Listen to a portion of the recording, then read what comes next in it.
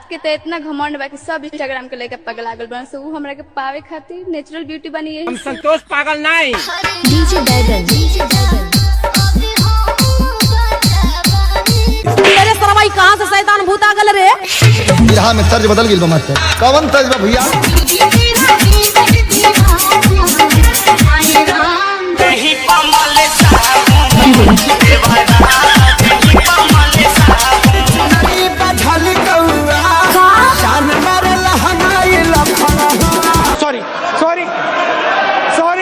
Sorry हमार माल DJ बैगन मम्मी वहाँ पर अपने पड़ोसी आपस में झगड़े कर रहे हैं।